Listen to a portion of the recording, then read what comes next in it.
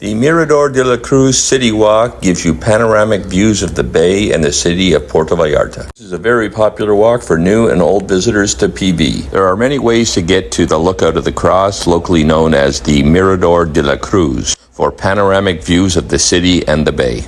However, the shortest and most direct way to the lookout is up Abasolo Street, or Calle Abasolo.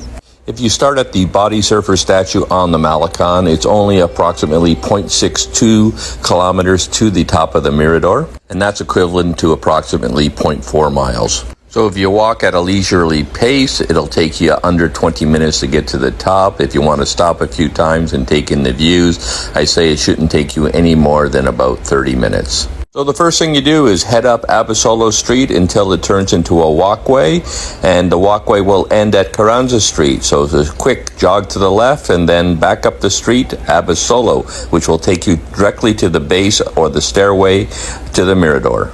The hike is not overly difficult, but there are numerous stairs to climb, such as this walkway that you see here. And then once you get to the top of Abasolo Street, there's 277 steps to make it right to the top.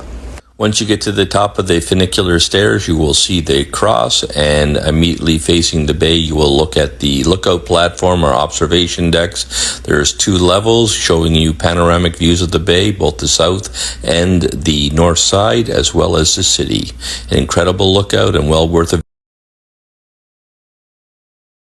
If you like coastal or beach hikes, then this one is for you. It is probably my favorite hike in the city of Puerto Vallarta. It starts right at Los Muertos Pier. It's very easy to do. It's 2 kilometers long each way. That's about 1.25 miles one way. It takes you across spectacular beaches and along a rocky coastline to the Lindamar Resort, where you can catch lunch at a fabulous restaurant called La Playita. So to get this hike started, you're going to proceed to the end of Los Muertos Pier and turn right. That means you'll be heading south along the sidewalk and past a variety of different beach clubs. There's a walkway that will take you along the beach, but then you can get onto the beach, and at the end you'll cross over a rocky outcrop, and from there on it's about basically paths and beaches all the way to La Playita, which is located in the neighborhood of Conchas Chinas. At the end of the final beach, there will be a stairways up to the road. Just follow it along to the right, and that will take you to the Lindamar Resort, where you can have lunch. This is the scenery or the view from the seating area at La Playita. The coastline here is incredibly beautiful. It's got lots of rocks. It's got an area for swimming and snorkeling. So it's a great place just to hang out as well. Anyway, I hope you liked the video, and if you did, please like and subscribe. We had the perfect day in Puerto Vallarta. Started with a bus ride to Boca de Tomatlan and then a boat to Camixto. We then hiked through the town and along a pathway up to the waterfalls. The falls are absolutely beautiful and a great place to swim. Also a great place to grab a beverage and a snack before heading back into town and finding a beach club. The hike is relatively easy and only 2 kilometers each way. The beach club we selected is called El Volador, and the beach is just perfect to sit back and relax and grab a beverage. And lunch, of course. Coconut shrimp, stuffed avocado, and nachos were delicious. After lunch, we had a swim.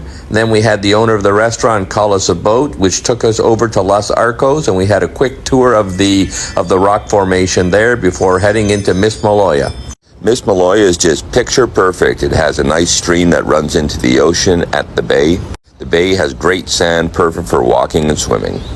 And of course, lots of beach clubs if you want to grab another beverage and something else to eat. We then walked up to the highway and caught our bus back to Boca de Tomatlan. A perfect day. If your idea of a good time is taking a natural hike up to a waterfall, walking along paths and river streams, then the Nogalito Eco Park hike is probably what you want. The Nogalito Eco Park is approximately 4 kilometers south of the city of Puerto Vallarta.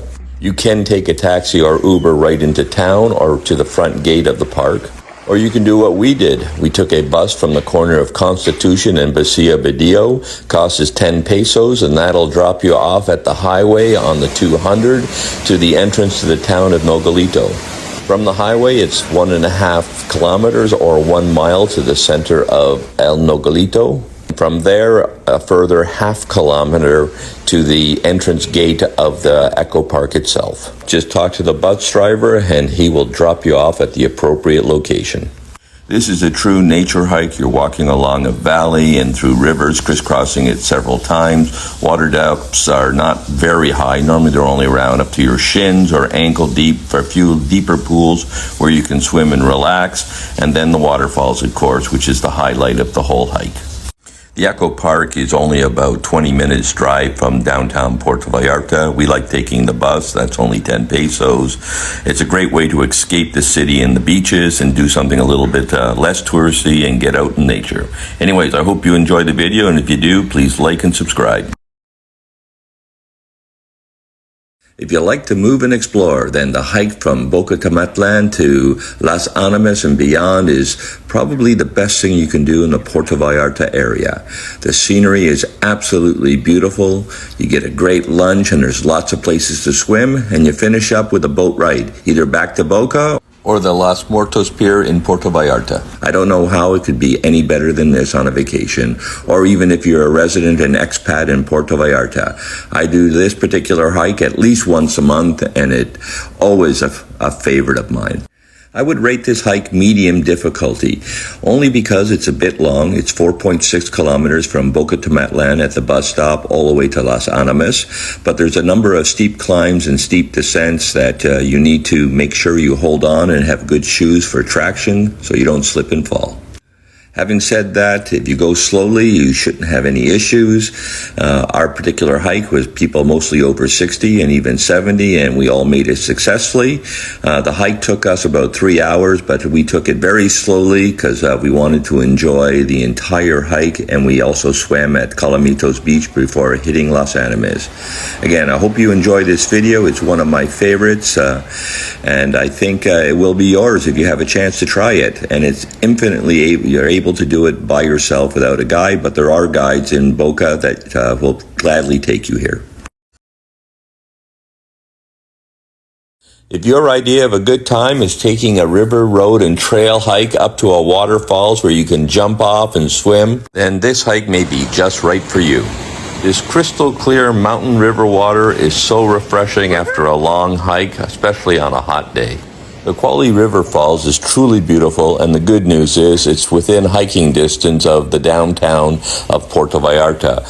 If you start at the Los Muertos Pier, it's approximately 11 kilometers or 7 miles to reach the falls. For those of you who don't want to hike that far, the good news is that you can take a bus out to Paso Ancho, and that'll cut the distance by about half. The map above shows you the C4 bus route, and you can clearly see that you can pick it up almost anywhere in the downtown. The cost to go out to Paso Ancho is about 10 pesos.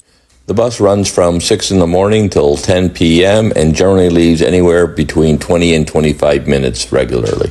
The hike is relatively easy to navigate as it follows the River Quali, but there are a few turnoffs, and therefore I suggest getting a guide if you've never done it before.